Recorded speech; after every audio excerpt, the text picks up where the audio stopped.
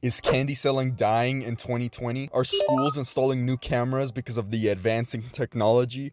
Are people just not bringing cash anymore? 2020 is here, the new decade, which means new opportunities. So, what does that mean to your candy selling business? What is going to change in the world that could potentially help or hurt you? After years of selling and talking to other candy sellers and analyzing the trends of candy selling in general, I found the biggest changes coming that might happen in 2020.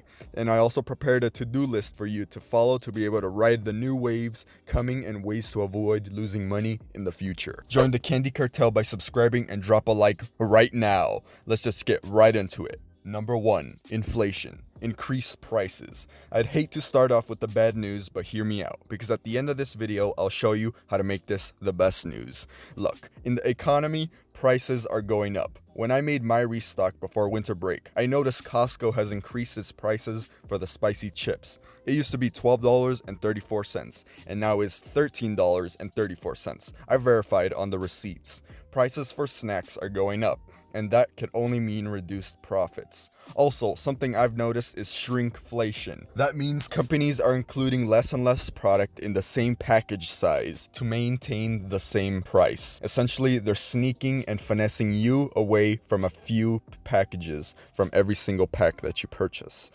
I've especially noticed this in the Walmart Spicy Chips Variety Pack. The price is still the same as a few years ago, but the pack contains 2 less bags than usual. It used to be 20 bags, but now in my most recent restock, I noticed it was 18. This sneaky tricks lowers the profit per sale, and it's super sneaky, and if you do not pay attention at your next restock, you may be losing money that you didn't know about. But it's not the end of the world though. Stick to the end of the video to find out my creative solution to combat this.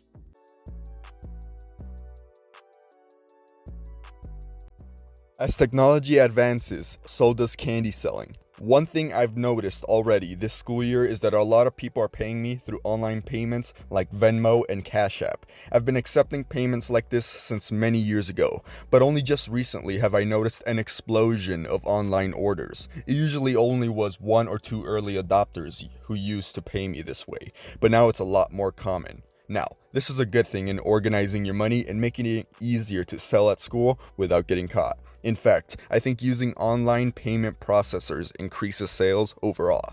The main reason being it is more convenient to buy from you. They only have to click a few buttons on their phone and then boom, they have snacks as opposed to cash. Not only do they have to bring it, but they also have to hand it over. Research also shows that people spend more money using credit cards and online payment services than with cash. The main reason being the exchange. The act of handing money over for an item can cause some negative externalities emotionally to some people and will cause them to be more careful with money. By sending money over online, they do not feel the cash, and it does not feel the same as cash and does not feel the same as handing it over for an item. So they are more likely to spend more and more often. So if people are using these services, they are more likely to buy more snacks from you at once, which is very good news. Number 3, easier restocks. Instead of spending 2 to 3 hours heading to Sam's Club for a massive, insane restock, I could only click a few buttons and have my next shipments of snacks to sell at school delivered to my door. Recently, we have been exploring the best snacks to buy online from places like Sam's Club and Costco's themselves, or even Amazon. Shopping on their websites and calculating profits is way easier than doing it manually in store. It's much faster and can literally be delivered to your house. It does come with a slight additional cost though. You will have to subscribe to things like Prime and order things at a certain amount to qualify for free shipping. I will be exploring some online options and make a video on that specifically soon, so make sure to stick around. They are watching. They are always watching. More cameras. A lot of schools now are installing security cameras, or your school may already have cameras at every single corner at your school. But I would say do not be alarmed from this. My school has cameras too.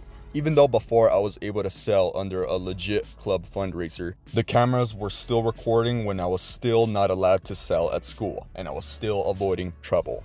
Now, I would want you to consider this. Most schools are understaffed, and most schools do not have the budget to hire a full-time cameraman to be able to watch the screens. Most security guards are actively roaming the halls and looking for trouble themselves. They are not sitting behind a computer and looking at screens.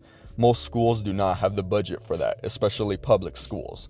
So most of the cameras are just recording in case an incident happens. I would not be worried about this unless you were caught selling and a major incident happened right next to you. And in that case, the main focus is not you, but that major incident that happened. But most cameras are just recording to record anything that may happen at school. And people don't have time to review hours upon hours of just useless school footage. So I wouldn't be entirely too worried about it. Just make sure to avoid them, and if it does catch you, most likely they will not notice it. But of course, number 5, the biggest predictions coming to 2020, and this one is my favorite, is that I am planning to slightly raise all my prices on my snacks, increased prices. Now this connects to number 1, inflations. I'm currently working on a comprehensive pricing strategy guide, so make sure to subscribe right now so you know when it drops. Essentially, all the snacks I sell, I will increase the price slightly. Either I'll bump up the price or I'll restock with smaller products. Since the cost of goods sold is gradually increasing, we as candy sellers must keep up with inflation to maintain profitability. Initially, there may be a resistance to your new prices, but there are strategies that convince your classmates over time to conform and accept the new prices. The outrage is only temporary, but over time, the pain of not getting snacks from you exceeds the pain of buying at the new price. So eventually, everyone will come to terms with it and purchase at your new price. But that is essentially one of my favorite parts of the new decade, inflations. And I've noticed other candy sellers selling the same exact packages as me for greater prices. So increasing your prices is definitely the move in 2020, and I'll help you guys out with that. So make sure to subscribe. Remember, I said there was a solution to rising costs in the beginning of the video. Well, if done properly, you could finesse higher prices at school. The cost of convenience is going up. Risk levels are high. Make it worthwhile to sell candy at school because you are putting in the work and you deserve to get paid. I did want to put this video out quickly as I am working on another epic guide that will be dropping very soon, so make sure to subscribe to be able to catch that.